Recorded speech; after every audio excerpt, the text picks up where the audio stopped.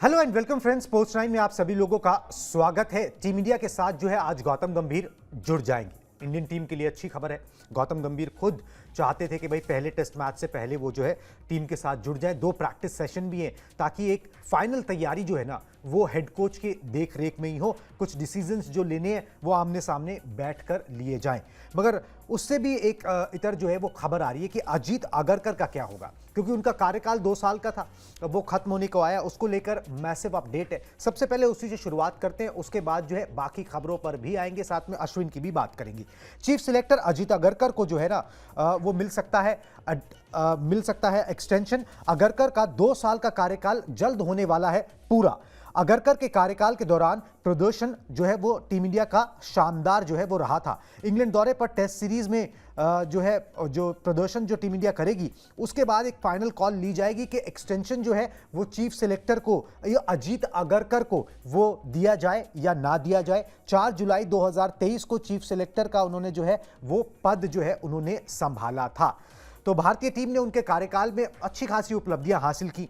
T20 world cup जीता, champions trophy 2025 में जो है वो जीती। इसके अलावा टीम इंडिया 2023 में वनडे वर्ल्ड कप के फाइनल में भी पहुंची थी। अब अजीत आगरकर को लेकर जो है ना ये सवाल उठ रहा है कि भाई उनको एक्सटेंशन मिले कि नहीं। 2 इसके अंदर खेमे हैं। जो एक कहता है कि 2026 T20 वर्ल्ड कप तक उनको एक्सटेंशन मिलना चाहिए। एक खेमा है जो उनसे थोड़ा सा नाराज है। मगर बीसीसीआई में ज़्यादातर लोग जो हैं वो इस पक्ष में है कि पहले इंग्लैंड दौरा जो है वो देख लिया जाए, टेस्ट में प्रदर्शन जो है वो किस तरीके का रहता है, उसके बाद जो है इस मुद्दे के ऊपर बातचीत जो है वो यहाँ पर की जाए। तो Ajit Agarkar is also under scanner, और अजीत आगरकर जो है वो टीम के साथ इंग्लैंड दौरे पर हैं, वहां पर अपने इनपुट्स दे रहे हैं। उनके लिए भी बड़ा इंपॉर्टेंट ये जो है वो दौरा जो है वो रहेगा। इसका नतीजा क्या रहता है उससे उनका आगे का भविष्य भी जो है ना वो यहां पर निर्भर करेगा। चलिए जी आगे बात करते हैं। अजीत आगरकर का हमने बताया, उनको लेकर न्यूज़ है कि भाई उनको एक्सटेंशन मिलेगा नहीं। ये सरगर्मियां अब तेज हो गई क्योंकि कार्यकाल जो है वो पूरा होने को आ गया है। मगर यहाँ पर जो है बीसीसीआई के जो अधिकारी हैं मतलब बेसिकली वो देख लेना चाहते हैं कि भाई इंग्लैंड में क्या होता है, उसके बाद let's take a call on this. तो क्योंकि अभी तो टीम सेलेक्ट हो ही गई, अभी तो कोई टीम और सेलेक्ट करनी नहीं है। क्या दूसरे क्यों लोग नाराज हैं उनसे, कुछ लोग जो थोड़े बहुत नाराज हैं, उसका कारण बहुत सिंपल एंड स्ट्रेट है। फटाफट से आपकी स्क्रीन पर दिखाता हूं क्या वो कारण है। बेसिकली रोहित शर्मा और विराट कोहली, इनका जिस तरीके से संन्यास हुआ उससे जो है कुछ लोग नाराज हैं कि बीसीसीआई के अंदर भी, और फैंस तो खार हैं ही कि भाई इस तरीके से इन दिग्गजों की विदाई जो है वो टेस्ट मैचेस से नहीं होनी चाहिए थी। ठीक है, तो मगर बीसीसीआई अभी इन बातों पर जो है वो उतना ज़्यादा ध्यान नहीं दे रही, उतनी तवज्जो नहीं दे रही। वो बीसीसीआई में ज़्यादातर अधिकारी, ज़्यादातर लोग इस बात पर एग्री कर रहे हैं कि भाई अगर एक्सटेंशन देना है या तो किसी और नए बंदे को लाओ, नहीं तो एक्सटेंशन देना है तो 2026 T20 वर्ल्ड कप तक उनका कार्यकाल जो है वो बढ़ाया जाए ताकि अकाउंटेबिलिटी किसी इंसान की बन सके। वैसे आगरकर के कार्यकाल में बहुत युवा खिलाड़ियों को भी जो है ना वो टीम में मौका दिया गया, जिसमें यशस्वी जायसवाल भी शामिल है, करुण नायर की वापसी कराई गई, आपने तमाम नीतीश कुमार रेड्डी आए, तो आपने बहुत सारी चीज़ें की हैं जो बहुत सारी चीज़ें क्लिक कर गई हैं। सब चीज़ें क्लिक नहीं करती हैं, वो एक अलग बात है। टेस्ट मैचेस में उतना अच्छा प्रदर्शन नहीं रह पाया, मगर अगर आप खास तौर पर देखें जो न्यूजीलैंड सीरीज से शुरू करें, घर पर हारे, फिर बॉर्डर गावस्कर ट्रॉफी में हारे, और अब इंग्लैंड के अंदर भी आप एक ऐसी युवा टीम लेके गए हो जिसमें एक्सपीरियंस नहीं है। अचानक से जो है बड़े बड़े दिग्गज विराट कोहली ने संन्यास ले लिया, अश्विन ने संन्यास ले लिया, रोहित शर्मा ने संन्यास ले लिया। प्रदर्शन एक कारण है, मगर एक्सपीरियंस टीम में होना चाहिए। ट्रांजिशन जो है ना वो धीरे धीरे होना चाहिए, मगर कुछ कॉल्स जो है वो लेनी पड़ती हैं। वो ब्रेव कॉल्स जो हैं वो शायद कोच के साथ मिलकर यहाँ पर अजीत आगरकर ने लिए कि भाई ठीक है मेरा कार्यकाल खत्म हो रहा है, मगर जो कुछ सही डिसीजंस हैं वो मैं लेना चाहता हूं। तो शायद वो सही डिसीजंस उन्होंने लिए। अब वो सही और गलत तो तब साबित होंगे जब मैदान पर नतीजे आएंगे, नहीं तो उनको गलत और उनको क्रिटिसाइज करने में और आपकी गर्दन फंसाने में लोगों को देरी नहीं लगेगी। बहुत सारे लोग इसके लिए तैयार भी बैठे होंगे। तो अजीत आगरकर को लेकर, चीफ सिलेक्टर को लेकर बातचीत जरूर होगी, मगर बहुत कुछ जो है वो इंग्लैंड दौरे पर निर्भर करेगा। इवन गौतम गंभीर के ऊपर जो है अभी कोई बातचीत नहीं हो रही है उस तरीके से। कोई भी सवाल उनसे नहीं पूछ रहा है कि भाई क्यों दिग्गजों का रिटायरमेंट हो गया और क्या अब टीम इंडिया किस तरीके से आगे बढ़ेगी, ऐसे कैसे चलेगा, क्योंकि सब लोग नतीजों का इंतजार कर रहे हैं। एक बार नतीजे आ जाएंगे किस तरीके से इंडियन टीम खेलती है तो फिर दिशा और दशा तय होगी कि हाँ जी, कि भाई अब जो है कैसे यहां पर जो है आगे का रास्ता जो है वो अप्रोच करना है। चलिए जी, इस बीच गौतम गंभीर जो है वो पहुंचने वाले हैं, मतलब जुड़ जाएंगे टीम के साथ। फटाफट से सारी खबर बता देता हूं आपको। सोमवार रात को ही जो है ना गौतम गंभीर इंग्लैंड के लिए रवाना हो गए। गंभीर दुबई के रास्ते जो है इंग्लैंड के बर्मिंघम पहुंचेंगे और बर्मिंघम से रोड के रास्ते लीड्स, जहां पर हेडिंग्ले ग्राउंड है, जहां पर टीम इंडिया को 20 तारीख से पहला टेस्ट मैच खेलना है, वो खेलेंगे और टीम के साथ जुड़ जाएंगे, मतलब उसकी देखरेख करेंगे। इस टेस्ट मैच से पहले टीम इंडिया के 2 प्रैक्टिस सेशन स्लॉटेड हैं और इन 2 प्रैक्टिस सेशंस को जो है वो अपनी देखरेख में गौतम गंभीर हेड कोच करवाना चाहते हैं और होना भी चाहिए। इसके साथ ही आपको प्लेइंग 11 का जो है वो डिसीजन फाइनल करना होगा। आपका प्लान ए क्या है, आपका प्लान बी क्या है, वो टीम मैनेजमेंट मतलब कोच, कप्तान सब लोग मिलकर तय करेंगे ताकि सब लोग एक पेज पे रहें। इसलिए जरूरी है कि गौतम गंभीर इन निक ऑफ टाइम पहुंच के वहां पर इन सब चीजों को अपने कंट्रोल में ले ले और सबके रजामंदी से एक प्लान ऑफ एक्शन तैयार हो, ताकि बाद में अगर नतीजे अपने पक्ष में ना आए तो फिर आप किसी और को कसूरवार ना ठहराओ या फिर हालातों को कसूरवार ना ठहराओ कि ये नहीं, ये कर लेना चाहिए था। तो ये चीज जो है ना वो बहुत जरूरी है। ये दौरा बहुत जरूरी है, टेस्ट मैचेस में प्रदर्शन बहुत जरूरी है। ये सब बातों को गौतम गंभीर समझते हैं। मगर फैमिली की मेडिकल इमरजेंसी थी, उनकी माताजी को 11 जून को जो है वो हार्ट अटैक आ गया था, जिसकी वजह से एकाएक उनको जो है देश वापस लौटना पड़ा। मगर अब बताया जा रहा है कि उनकी मदर को पेस मेकर लगा दिया गया है। हालात स्टेबल हैं, हालांकि अभी भी थोड़े दिन जो है वो इंटेंसिव केयर यूनिट में रखा जाएगा। इसलिए गौतम गंभीर अब सेफली थोड़ा निश्चिंत होकर वापस जो है टीम को ज्वाइन कर सकते हैं। और वो मैंने आपको बता दिया पूरा ट्रैवल प्लान उनका, किस तरीके से वो जो है आगे का रास्ता यहाँ पर देखेंगे। मगर टीम के साथ जुड़ जाएंगे, टीम इंडिया के लिए अच्छी बात है। इंट्रा स्क्वाड मैच अच्छा हो गया, उसमें से भी बहुत सारी पॉजिटिव चीज़ें जो है वो निकल कर आई हैं। तो बहुत ज़्यादा टेंशन जो है ना वो गौती को भी होनी नहीं चाहिए कि भाई चलो ठीक है, अभी एज पर प्लानिंग जो है चीजें ठीक चल रही हैं। एक बार हेडिंग्ले में पहला टेस्ट मैच है, कितना मुश्किल ये टेस्ट मैच है ना और कितनी मुश्किल ये पहली चुनौती है, इस पर बात करना बहुत जरूरी है। आपको आंकड़ा दिखाता हूं, समझ में आ जाएगा हेडिंग्ले में टीम इंडिया का रिकॉर्ड क्या है और आखिरी जीत वहां पर कब मिली थी। देखिए हेडिंग्ले में 7 टेस्ट मैच इंडियन टीम ने खेले हैं, 2 जीते हैं, 4 में हार का सामना करना पड़ा, 1 ड्रॉ रहा है, टाई कोई नहीं रहा।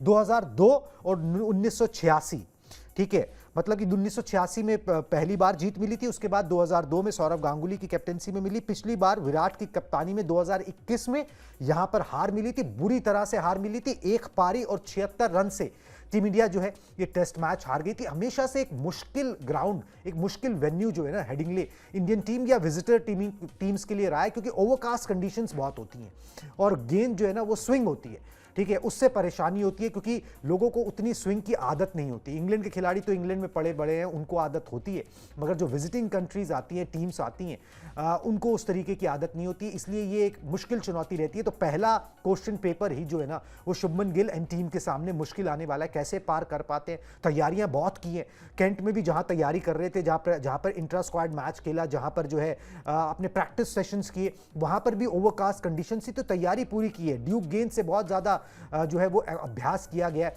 अपनी तरफ से बेस्ट फुट फॉरवर्ड रखा गया। किस तरीके से चीजें टर्न अप होंगी पहले टेस्ट मैच में वो तो देखिए जी मैदान पर पता लगेगा। अपनी तरफ से आप कोशिश पूरी कर सकते हो, तैयारियां अच्छे से अच्छी कर सकते हो, कोच आपको जो है अच्छे से अच्छा ज्ञान दे सकता है, बढ़िया से बढ़िया आपका प्रैक्टिस सेशंस करा सकता है, वो सब यहां पर जो है कराया गया है। मैच सिमुलेशन भी जो है उस तरीके से यहां पर हुआ है। तो उम्मीद करते हैं दौरे का आगाज जो है वो यहां पर अच्छा रहेगा। संभावित 11 की ना एक तस्वीर खिंची है, मगर वो तस्वीर इंट्रा स्क्वाड मैच होने के बाद जो है ना थोड़ी सी खिंची है। पहले बता देते हैं कि भाई क्या टेकअवेज थे जो इंट्रा स्क्वाड मैच जो है इंडिया ए और सीनियर टीम के बीच में खेला गया, उसमें से टेकअवे निकल कर क्या आया। इंडियन टीम आज ट्रैवल कर रही है, आज तो कुछ ज्यादा है नहीं क्योंकि केंट से जो है वो अपना हेडिंग्ले जाएंगे, प्रोबेबली कल से जो है अभ्यास शुरू होंगे, तो आज कुछ ज्यादा है नहीं। मगर इंट्रा स्क्वाड मैच में क्या हुआ, 4 दिन का मैच था, 3 दिन के अंदर समाप्त कर दिया गया। फटाफट से दिखा दें ग्राफिक्स ताकि लोगों को हम पूरी इंफॉर्मेशन बता दें। तीसरे दिन ही इंट्रा स्क्वाड मैच समाप्त किया गया। मैच 16 जून तक चलना था मगर पहले ही रोका गया, तीसरे दिन रोक दिया गया, मतलब 2.5-3 दिन का जो है मुकाबला खेला गया। शुभमन गिल, उसमें से जो टेकअवेज निकले, जो अच्छी अच्छी बातें निकली और जो एक टेंशन की बात निकली वो सारी बता देता हूं। शुभमन गिल, केएल राहुल ने इस प्रैक्टिस मैच में जो है अर्धशतक लगाया, अच्छी बात है। केएल राहुल ने तो अनऑफिशियल टेस्ट मैच जो हुए थे इससे पहले 2 प्रैक्टिस मैच से पहले उसमें भी अच्छा किया था। सरफराज खान ने 76 गेंदों पर शतक ठोका, हालांकि वो 18 सदस्यीय दल का हिस्सा नहीं है। शार्दुल ठाकुर ने गेंदबाजी भी अच्छी की और शार्दुल ठाकुर ने तीसरे दिन 122 रनों की पारी खेलकर लगभग अपनी जगह जो है ना, आप कह सकते हो कि सेफ एंड सिक्योर कर ली प्लेइंग 11 में। इंग्लैंड में उनका रिकॉर्ड वैसे ही अच्छा है, उसके बाद 122 रनों की पारी खेल देना, गेंदबाजी भी अच्छी करना, तो Shardul Thakur is all set. जो इंग्लैंड से उनका लव अफेयर है वो चल रहा है और ऐसा ही इस 5 टेस्ट मैच में चलता रहे, इस दौरे पर चलता रहे, तो इंडियन टीम उसका फायदा जरूर उठा पाएगी। चलिए जी, अब मौने मौकल जो कोच हैं, गेंदबाजी कोच हैं, उन्होंने बोला था कि भाई एक बार इंट्रा स्क्वाड मैच हो जाए तो 18 में से 11 की तस्वीर थोड़ी सी निकलकर सामने आती है।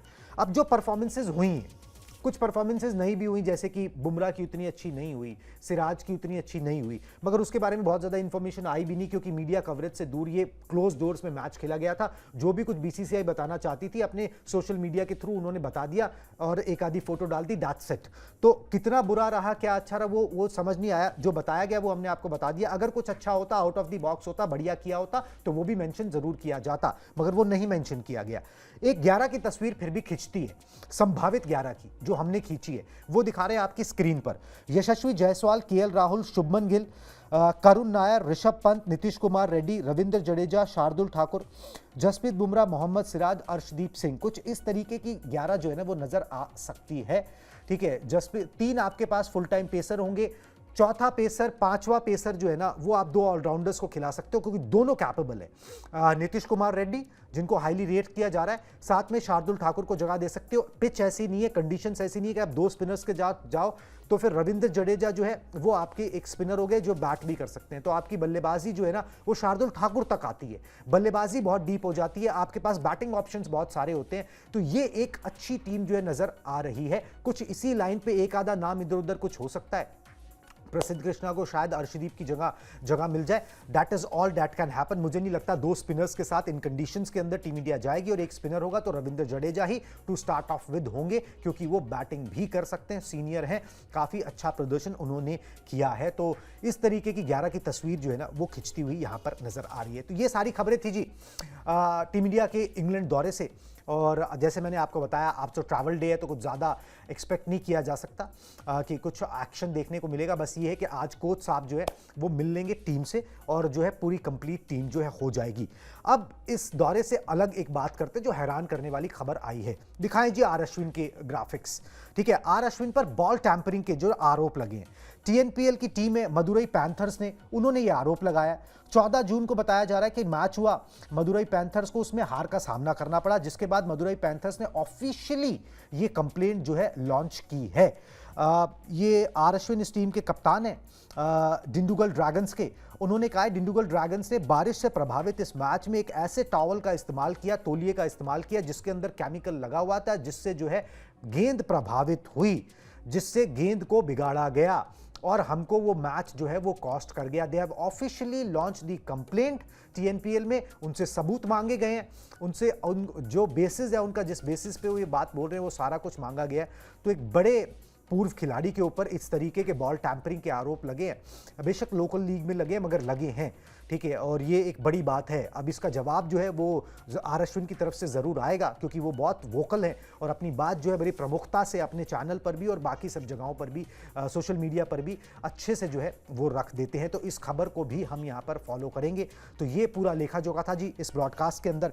अश्विन ने, वैसे बता दूं, इस मैच के अंदर जो 49 रन की पारी भी जो है वो खेली थी बल्ले से। ओपनर के तौर पर जो है अश्विन इस मुकाबले में आए थे। चलिए जनाब, सुबह सुबह इस मुकाबले, इस बुलेटिन में अभी बस इतना ही। जो खबरें आती रहेंगी आप तक पहुंचाते रहेंगे। रिक्वेस्ट बस यही है कि स्पोर्ट्स 9 को प्लीज़ सब्सक्राइब कर लीजिए। Tata, bye bye.